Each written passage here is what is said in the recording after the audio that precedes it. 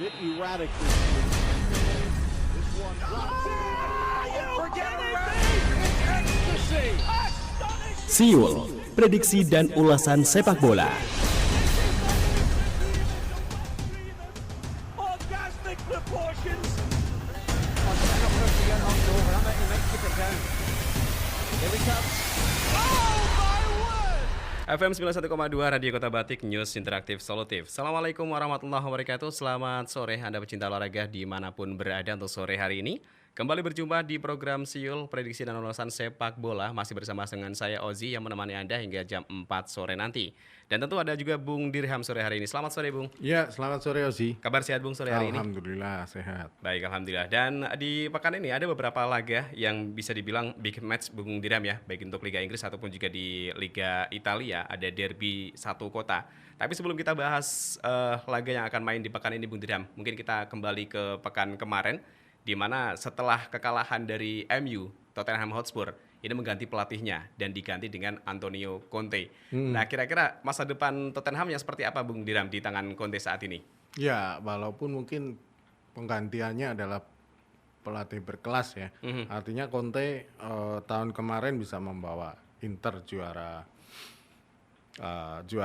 Serie Serie A. A, tapi tidak berarti itu sebuah jaminan ya. Kembali lagi sebenarnya dalam klub sepak bola itu tidak bergantung kepada pelatih, pemain, juga ada peran penting dari para petinggi klub ya, yang dimana para petinggi klub ini harus bisa menyatu, artinya misalnya dalam proses pembelian pemain, berapa anggaran yang disiapkan, apa yang saja yang dibutuhkan, apakah tercukupi, karena kan pelatih itu punya selera pasti. Pemain yang kayak Conte ini kayaknya ada beberapa pemain yang sudah dibidik, diantaranya Manuel Lazzari yang dari Lazio. Untuk diharapkan bisa membuat 3-5-2 yang dia biasa pakai di Inter itu bisa hidup di Tottenham. Dan apakah ini bisa terpenuhi, misalnya penambahan pemain baru, kan ada beberapa pemain yang sudah senior, kemudian pemain-pemain yang bisa lebih dibangkitkan untuk lebih produktif di tangan Conte, walaupun ini masih menjadi sebuah tantangan ya. Kalaupun masih bertahan di papan atas, iya kemungkinan. Tapi akankah Tottenham bisa berprestasi ketika di zaman dipegang oleh Pochettino, di mana dia Tottenham bisa masuk Ke Liga Champions. Final Liga Champions ya. Walaupun dia runner up, tetapi tampaknya tidak mudah gitu kan. Tidak mudah untuk bisa kembali seperti itu. Ketika sudah mencapai seperti itu, bagaimana kelanjutan performa dari klub sendiri, prestasi permainan dari pemain sendiri, akankah meningkat ataukah ada formasi-formasi baru. Nah, ini kalau kita lihat yang cukup stabil itu Liverpool ya. Saya bisa katakan begitu, dari manajemen, petinggi-petinggi klub itu bisa menyatu dengan pelatih, sehingga walaupun dengan budget yang tidak begitu besar, tetapi prestasi Liverpool bisa Cukup bagus ya? Di level Liga Inggris. Nah, itu bisa jadi acuan, dan tidak mudah. Apakah belum tentu juga apakah sosok Conte ini bisa membawa ke Tottenham ke level yang dulu pernah dicapai zamannya Pochettino. Ya, itu belum tentu. Tidak jaminan. Iya, tidak jaminan. Walaupun pelatih sekelas, bahkan juga Pochettino masuk Mourinho itu jadi satu polesan-polesan yang sebenarnya kalau dilihat secara kualitas juga tidak kalah sebenarnya. Misalnya dari kualitas Tottenham dengan MU misalnya.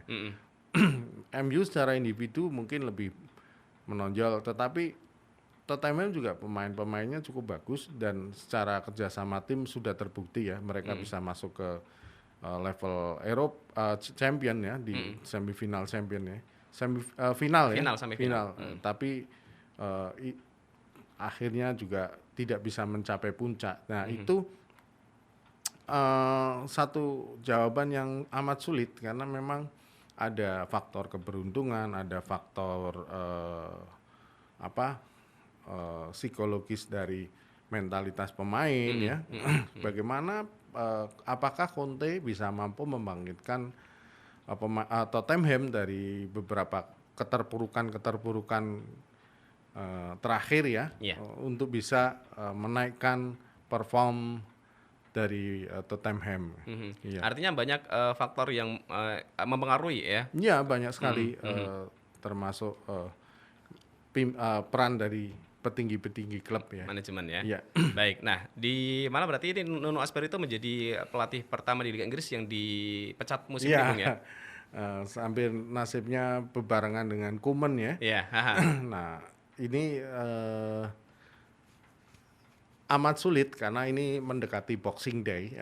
Iya, betul. Yang dimana klub itu harus tim itu harus ngegas supaya tidak ketinggalan. Dan justru saya lihat yang sudah mulai stabil ngegasnya itu saya lihat Arsenal ya. Betul. Sudah mulai pada jalurnya. Dengan poin yang sama-sama MU ini. Ya, 17 poin. ini menarik gitu. Arsenal yang tadinya dipandang sebelah mata, Arteta bahkan sepertinya mau disingkirkan, tapi ternyata Arteta mampu berbuat yang lebih di luar perkiraan ekspektasi pengamat sepak bola ya. Dan itu termasuk pembelian terakhir yang dilakukan Arteta ternyata juga mampu meningkatkan klub ya, termasuk Aaron Ramsdale ya, penjaga gawang yang kemungkinan besar bisa menggeser Ben Leno. Bisa jadi ini. Otomatis berarti masa depan Arteta masih aman lah ya, Ya, di Arsenal. kemungkinan masih aman asal dia pada jalurnya. Baik. Nah, selain tadi juga sempat disampaikan Bung Dirya bahwa Koeman ini juga menjadi korban pemecatan di La Liga. Hanya saja bedanya Koeman mungkin sudah lebih lama ya memegang Barcelona daripada Nuno Espirito. Iya. Nah, sekarang Xavi Hernandez, Bung Dirham, sudah pamitan sama Al Sadd dan sekarang kembali ke Camp Nou. Kira-kira masa depannya seperti apa ini di Camp Nou? Xavi itu kan salah satu murid terbaik dari Guardiola. Dan dia paham betul dengan pola yang saya yakin akan sangat mirip dengan Guardiola. Jadi nanti kita akan lihat bagaimana polesan Xavi. Tapi mungkin dalam 3 atau 4 pertandingan lagi baru akan kelihatan. Karena kalau awal ini langsung pegang ini kayaknya nggak memungkinkan. Tapi nanti 3-4 pertandingan selanjutnya itu pasti akan mulai terasa polesannya. Karena pasti dia akan mengembalikan patron lama, kemudian akan melihat juga bagaimana nanti di transfer Bursa transfer Januari ya. Januari, apakah dia akan menambah amunisi atau bahkan mengeluarkan amunisi yang tidak percuma atau mungkin dia bisa membuat performa Barcelona semakin meningkat karena di dalam klub sebetulnya tidak hanya soal teknik taktik ya, tapi ada faktor psikologis yang dimana di situ peran besar dari psikolog yang ada di masing-masing klub itu sangat menentukan bagaimana dia memotivasi pemain untuk tetap fight, tetap terjaga mentalitasnya walaupun mungkin sekali kalah tapi dia mampu naik mampu up kembali ya? Langsung bangkit dan langsung melupakan kekalahan dan dia bisa kembali bermain bagus. Nah itu salah satunya yang saya yakin semestinya di tingkat level klub manapun harus diperlukan. Entah itu mau di divisi 3 Jawa Tengah misalnya. Kalau kita dulu waktu menangani Persib ya, itu ada tim khusus, ada tim dokter, ada yang mengetes endurance, fisik, VO2 max dan lain-lain. Kemudian ada juga yang memperhatikan masalah gizi. juga ada yang memperhatikan masalah psikolog. Nah, itu sebuah kebutuhan klub, karena kalau kita mau bagus maka itu yang Harus dipenuhi, harus ya? dipenuhi. Baik, dan kembali ke Xavi bahwa mungkin baru bisa dilihat bulan depan Bung Diram ya? Ya, seperti apa prosesnya. tidak bisa secepat itu. Saya yakin pasti perubahan itu butuh proses ya. Nah, seperti bagaimana kedatangan Ronaldo awal seperti apa, kemudian sempat kemarin MU semakin sedikit terpuruk, tapi ini sudah mulai bangkit lagi. Iya. Nah, itu yang cukup sulit. Bagaimana klub besar tentu dengan segala fasilitas ya, Iya. fasilitas fitness dan lain-lain yang untuk mentreatment pemain bisa menjadi lebih kuat ya. Itu jadi semuanya harus menjadi satu persoalan yang besar gitu, yang kompleks ya.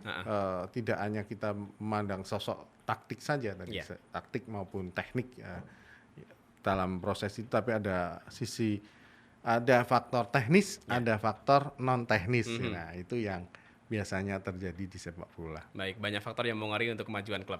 Ya. Baik, nah nanti kita juga akan bahas untuk liga di pekan ini Bung Dirham, ada big match juga untuk derby Manchester ya, yang akan berlangsung malam nanti. Kemudian juga nanti ada derby della Madonnina untuk Serie A Italia. Jadi pastikan Anda masih bersama kami di FM 91,2 Radio Kota Batik.